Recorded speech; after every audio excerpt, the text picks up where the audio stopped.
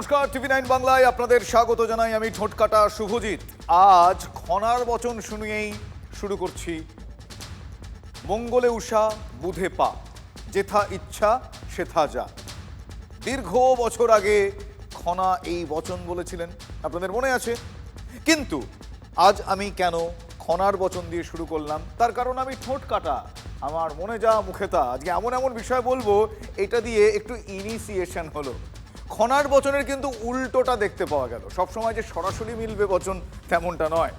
মঙ্গল দুপুর থেকে বুধ দুপুরে যা ঘটলো বা যা যা ঘটলো, তাতে কল্যাণ বন্দ্যোপাধ্যায়ের ঘোর অকল্যাণ, আপাতত অশান্তি কল্যাণ, এটা বললে কম বলা হবে। সুকান্ত শেখর রায় এটা প্ল্যান্টেড করেছিল যে চিফ হুইপ থেকে পদত্যাগ করাতে হবে 2022-এ, একমাত্র কাকলি ছাড়া। এটাও সত্য, কাকলি সেদিন আমার জন্য ছিল। তবে আজ লোকসভায় কল্যাণকে এক প্রকার ডুবিয়ে দিলেন সেই কাকলি, তাই না? তার কারণ কল্যাণের নিজের হাতে তুলে আনা আরামবাগের এমপি মিতালি বাগ এবং বোলপুরের শতাব্দী রায়, তারাও তো কল্যাণ বন্দ্যোপাধ্যায়কে কম ডোবালেন না। প্রসঙ্গত উল্লেখ্য, রাজনৈতিক পরিস্থিতি এটাকেই বলে। এই তিনজনই, মানে যাদের যাদের কথা বললাম, এই তিনজনই কিন্তু এখন এনসিপিআইতে, এটাও মাথায় রাখতে হবে। শ্রীরামপুরের সিনিয়র সাংসদ হিসেবে আরামবাগের সাংগঠনিক দায়িত্ব দীর্ঘদিন ধরেই সামলান কল্যাণ বন্দ্যোপাধ্যায়। তার দাবি, একসময় মিতালি বাগকে সংগঠনের তৃণমূল স্তর থেকে তিনিই তুলে নিয়ে এসেছিলেন, আর আজ তিনি সম্পূর্ণ বিপরীত পক্ষে এনসিপিআইতে যোগ দিয়ে মমতা বন্দ্যোপাধ্যায়ের তৃণমূলের বিরুদ্ধেই আঙুল তুলছে। যে বেইমানি করেছে তাকে তো আর আমি অন্য কিছু বলতে পারবো না। আর যাকে মাটির থেকে তুলে নিয়ে এসে টিকিট দিয়েছি, কেউ চিনতো নাকি? দল তো আমাকেও বলছে, কেন এমন একটা মেয়েকে টিকিট দিলে, আমাকেও তো শুনতে হচ্ছে। তা আমি আর কি করব? আমি তো সেটাও দলকে বলছি। ববি হাকিমকে তো আমি আনিনি, অরূপ বিশ্বাসকে তো আমি আনিনি, তাহলে ওর নাম করে আমাকে কেন শুধু একমাত্র দায়ী করা হচ্ছে? আর কল্যাণ বন্দ্যোপাধ্যায় আজ সেই অভিযোগগুলোই সংসদের অভ্যন্তরে করেন বলে অভিযোগ। সরাসরিভাবে তার বিরুদ্ধে অভিযোগ, মিতালি বাগের নাম করে তিনি বলেন টাকা নিয়ে ভূপেন্দ্র যাদবের হাত ধরে এনসিপিআইতে যোগদান করেছেন মিতালি বাগ। আর তারপরেই সংসদের অভ্যন্তরে মিতালি বাগ সহ অন্যান্য সাংসদ রয়েছেন, তারা প্রত্যেকে সরব হয়ে ওঠেন এবং কল্যাণ বন্দ্যোপাধ্যায়ের সঙ্গে এনসিপিআই সাংসদদের তীব্র বাদানুবাদ শুরু হয়। তার জেরেই স্পিকারের কাছে অভিযোগ জানান কাকলি ঘোষ দস্তিদার সহ অন্যান্য এনসিপিআই সাংসদরা। आज श्री कल्याण बनर्जी ने हमारी महिला सांसदों के साथ असंसदीय भाषा के एवं असंसदीय टिप्पणियों की है, जिसकी लिखित शिकायत माननीय अध्यक्ष जी को प्राप्त हुआ है। सभा की सेवा से निलंबित किया जाए। जो सदस्य इसके पक्ष में है वो हाँ कहे, जो सदस्य इसके विरोध में है वो ना कहे। मेरे विचार में निर्णय हाँ वालों के पक्ष में हुआ, हाँ वालों के पक्ष में हुआ। प्रस्ताव स्वीकृत हुआ। सदस्यों की तदनुसार सत्र की शेष अवधि के लिए सभा के सेवा में निलंबित किया जाता है। এটা তো সেই বলেছে না যে যার অপকার, যে উপকার করে তার ঝাড় খায়। ভারতবর্ষের পার্লামেন্টটা দেখতে পেয়েছে তো আমার জন্য। কমপ্লেন জমা দেওয়া হয়েছিল মাননীয় অধ্যক্ষ মহাশয়ের কাছে, সেই জন্য উনি এই সিদ্ধান্ত নিয়েছেন যে সম্পূর্ণ বাদল অধিবেশনে কল্যাণ ব্যানার্জি সাসপেন্ডেড হয়েছে। এর আগেও তার বিরুদ্ধে এই অভিযোগ উঠেছে, যার জেরে মে মাসে কল্যাণ বন্দ্যোপাধ্যায়ের বিরুদ্ধে আলাদা অভিযোগ দায়ের করে রেখেছেন কাকলি ঘোষ দস্তিদার। আর আজ এই অভিযোগের প্রেক্ষিতেই স্পিকারের সিদ্ধান্ত, কল্যাণ বন্দ্যোপাধ্যায়কে বাদল অধিবেশন থেকে সাসপেন্ড করা হবে। এই প্রস্তাব সরকারের তরফ থেকে যখন নিয়ে আসা হয়, ধ্বনি ভোটে সরকার পক্ষের রায় মতো বাদল অধিবেশনে কল্যাণ বন্দ্যোপাধ্যায় সাসপেন্ড হয়ে যান। উনি যদি শুধরত, তাহলে উনি যতবার সব যেখানে যেখানে অপমানিত হয়েছে তখন ওনার শুধরানো উচিত ছিল। আমার মনে হয় না শুধরবে, ওনার স্বভাবের মধ্যে চলে এসছে। একমাত্র ওনাকে ট্রিটমেন্ট হলে হয়তো বা ওষুধ টষুধ খেলে হয়তো বা বেটার হতে পারে, কিন্তু খুব দুঃখজনক। একটা কল্যাণদার প্রতি আমাদের মানে আমার ব্যক্তিগতভাবে সম্মান থাকলেও এই বিষয়ে একদম সম্মান নেই। सस्पेंड करके क्या करेगा? घर से सब निकालने नहीं सकता है, घर से सब निकालने नहीं सकता है। 20 आदमी का पार्टी है ना, 1.5 महीना में एक मीटिंग किया है कलकत्ता में, 20 वोटर भी नहीं है उनका। কল্যাণকে যদি সাসপেন্ডই করবে তাহলে ওকে জবাব দেওয়ার সুযোগ দিল না কেন? ওকে নোটিশটাই বা পড়ে শোনালো না কেন? কংগ্রেস, সমাজবাদী পার্টি, শিবসেনা অর্থাৎ বিরোধী সাংসদরা একজোট হয়ে স্পিকারের কাছে দরবার করেন। তারা বলেন কল্যাণ বন্দ্যোপাধ্যায়কে আত্মপক্ষ সমর্থনের কোনো সুযোগই দেওয়া হয়নি এবং যে সময় এই ঘটনা ঘটেছে সেই সময় হাউসে অধিবেশন চলছিল না।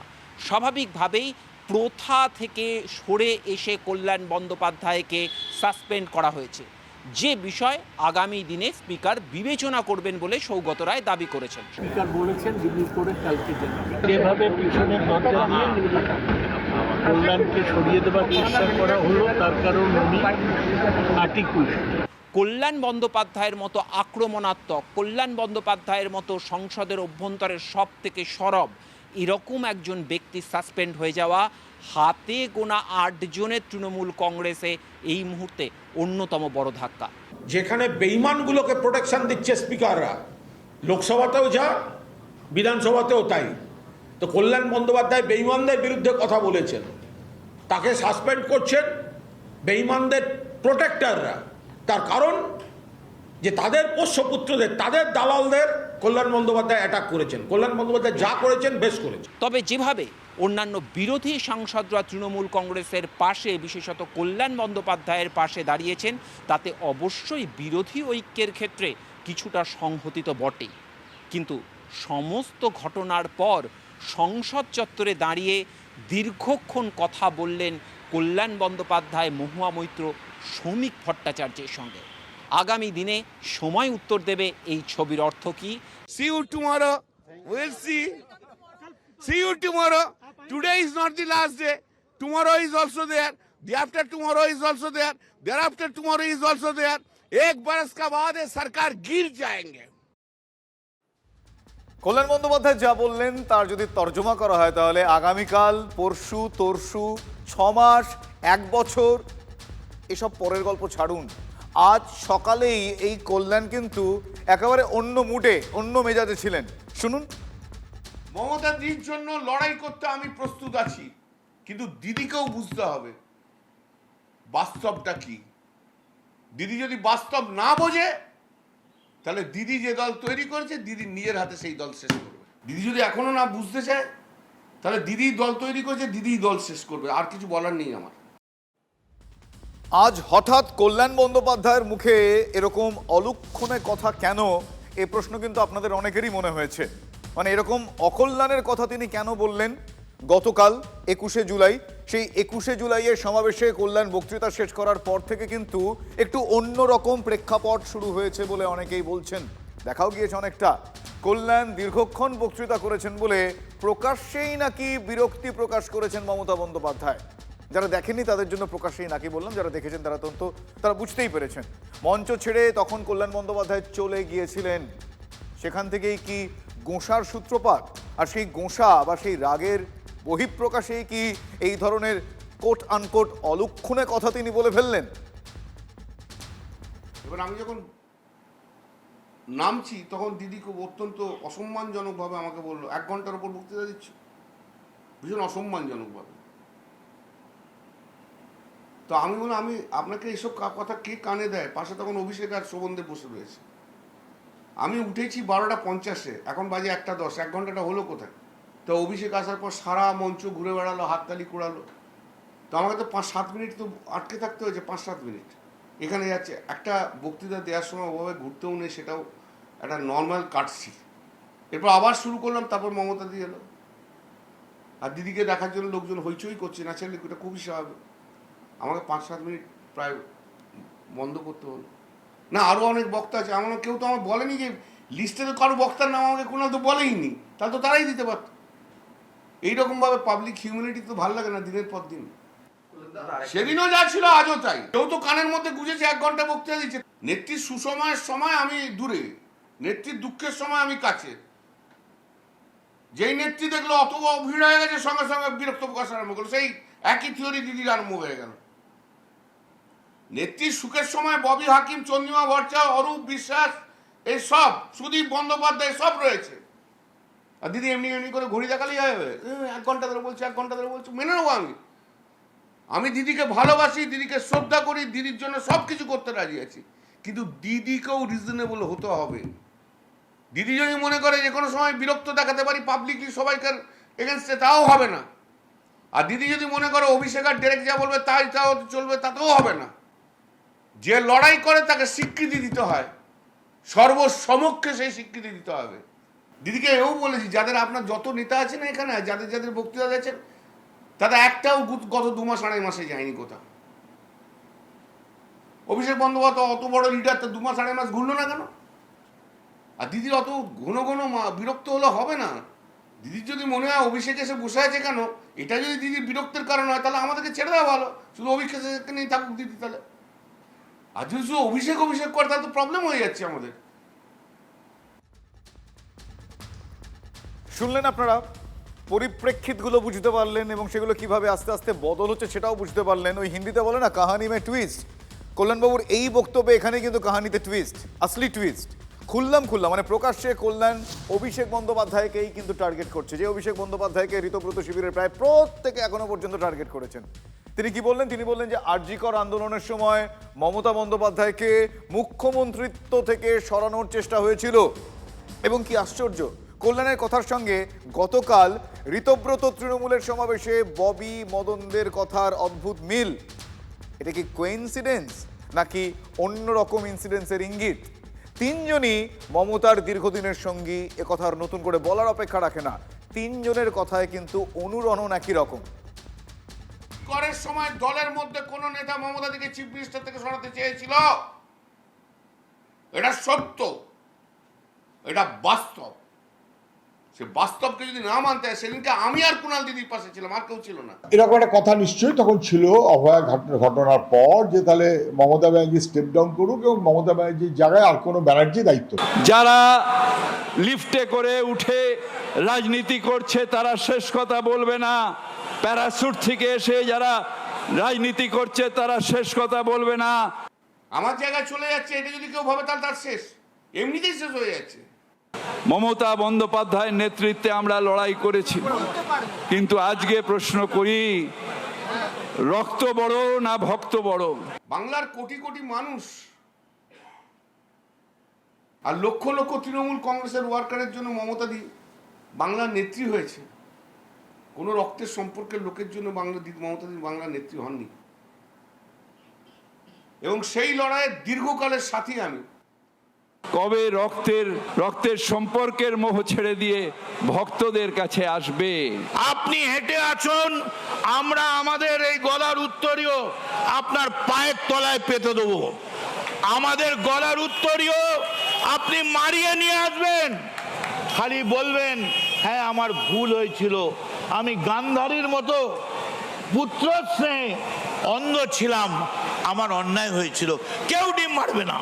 দিদির যদি মনে হয় অভিষেক এসে বসে আছে কেন, এটা যদি দিদির বিরক্তের কারণ হয়, তাহলে আমাদেরকে ছেড়ে দেওয়া ভালো, শুধু অভিষেককে নিয়ে থাকুক দিদি। তাহলে আর যদি শুধু অভিষেক করে, তাহলে তো প্রবলেম হয়ে যাচ্ছে আমাদের।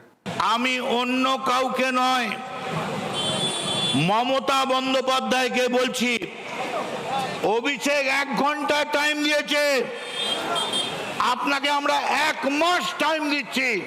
আপনি অভিষেকের হাত ছেড়ে দিয়ে তৃণমূল কংগ্রেসের এই যে তৃণমূলের ছেলেরা আছে তাদের হাত ধরুন। আপনার পার্টিটা তৃণমূলের পার্টি, ওটা অভিষেকের পার্টি নয়। মমতা দিদির জন্য লড়াই করতে আমি প্রস্তুত আছি, কিন্তু দিদিকেও বুঝতে হবে বাস্তবটা কি।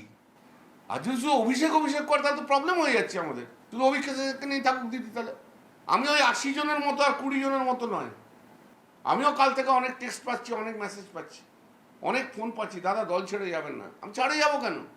দিদি যদি বাস্তব না বোঝে তাহলে দিদি যে দল তৈরি করেছে দিদি নিজের হাতে সেই দল শেষ করবে। অকারণ ঢুকছেন, দুদিন বাদে দেখবেন কল্যাণ বন্দ্যোপাধ্যায় মমতা বন্দ্যোপাধ্যায়ের পাশেই আছেন। একটা সাদা কাগজ দিন, সাদা কাগজ কেউ দিন, আমি সই করে দিচ্ছি, কল্যাণ বন্দ্যোপাধ্যায় মমতা বন্দ্যোপাধ্যায়কে ছেড়ে যাবেন না। দিদি যদি বাস্তব না বোঝে তাহলে দিদি যে দল তৈরি করেছে দিদি নিজের হাতে সেই দল শেষ করবে। তৃণমূল তো নেই, তৃণমূল নির্মূল। তৃণমূলকে নিয়ে কেন আলোচনা হবে? শেষ হওয়ার আর কি বাকি আছে তৃণমূল কংগ্রেসে? মরা ছেলের যেমন কুষ্টি বিচার হয় না, সেরকম তৃণমূলকে নিয়ে আলোচনা করেও কোনো লাভ হবে না। এই মুহূর্তে কয়েকটা ঘটনা আপনাদের ব্যাক টু ব্যাক জানাবো। অস্ত্র সমেত হাওড়ায় একজনকে গ্রেফতার করা হয়েছে। কলকাতা পুলিশের এসটিএফ এর হাতে গ্রেফতার ওই ব্যক্তি। তার কাছ থেকে উদ্ধার হয়েছে 5টি 9mm পিস্তল, প্রচুর কার্তুজ। প্রশ্ন হচ্ছে কোথায় পাচার হচ্ছিল এই অস্ত্র। এই গোটা বিষয়টার তদন্তে নেমেছে পুলিশ। অস্ত্র সমেত হাওড়া থেকে তাকে গ্রেফতার করা হয়েছে। আমার সহকর্মী সুজয়ের কাছে কিছু আপডেট রয়েছে খবর। সুজয়, আর কি জানা যাচ্ছে বিষয়? কে এই ব্যক্তি, কোথায় নিয়ে যাচ্ছিলেন তিনি এই সমস্ত জিনিসপত্র? দেখো, রাজ্যে আরো একবার অস্ত্রসহ একটি অস্ত্র পাচারকারী দল, তাদেরকে পাকড়াও করা সম্ভব হয়েছে এবং কলকাতা পুলিশের এসটিএফ এর এটা একটা বড়সড় সাফল্য। যেটা জানা যাচ্ছে যে হাওড়া কমিশনারেট এলাকা থেকে একজনকে গ্রেফতার করা হয়েছে। 9টি 9mm এবং প্রচুর পরিমাণ কার্তুজ পাওয়া গেছে এবং এই ধৃত ব্যক্তি ডানলপ থেকে যাচ্ছিল বলে জানা যাচ্ছে। তাকে গ্রেফতার করা হয়েছে এবং এই মুহূর্তে যে আইনি প্রক্রিয়া অর্থাৎ সিজার লিস্ট তৈরি করা সেই প্রক্রিয়া চলছে। অভিযুক্তকে জেরা করে মূলত জানার চেষ্টা করা হচ্ছে যে ডানলপে সে কি করে অস্ত্র পেল, কেউ বা কারা কি তার হাতে সেটা ডেলিভারি করেছিল এবং সে যে হাওড়া নিশ্চিন্দা এলাকায় গিয়েছিল সেইখানে কোথায় সে পাচার করতে যাচ্ছিল। আরো একটা গুরুত্বপূর্ণ আপডেট আমি ঠোঁটকাটা আপনাদের দেব মেট্রো রেল সংক্রান্ত। সোমবার থেকে রাত 10:30 পর্যন্ত মেট্রো রেল চলবে। যাত্রী সুবিধার্থে এই সিদ্ধান্ত মেট্রো রেল কর্তৃপক্ষের। আমার সহকর্মী সায়ন্তর কাছ থেকে আমি একটু বিস্তারিতভাবে জানবো। সায়ন্ত, কি কি চেঞ্জেস? গ্রিন লাইন এবং ব্লু লাইন, যেটা হচ্ছে কলকাতা মেট্রোর সবথেকে গুরুত্বপূর্ণ লাইন, অর্থাৎ সেক্টর 5 থেকে হাওড়া ময়দান এবং অন্যদিকে কবি সুভাষ থেকে দক্ষিণেশ্বর, এই দুটো লাইনেই রাত 9টা এবং অন্যদিকে 9:45 পর্যন্ত লাস্ট মেট্রো ছিল। সেটা বেড়ে 10:30 করা হচ্ছে এবং আগামী 27শে জুলাই থেকে 10:30 পর্যন্ত মেট্রো পরিষেবা পাওয়া যাবে। মেট্রোর তরফে জানানো হয়েছে যে চাহিদার কথা মাথায় রেখে এবং যাত্রীদের কথা মাথায় রেখে এই সময় বৃদ্ধি করা হলো, যাতে মানুষ আরো ভালো করে মেট্রো চড়তে পারেন এবং নির্দিষ্ট সময়ের মধ্যে তারা নিজের কর্মক্ষেত্রে বা গন্তব্যস্থলে বাড়িতে পৌঁছতে পারেন। বেশ, ধন্যবাদ সায়ন্ত।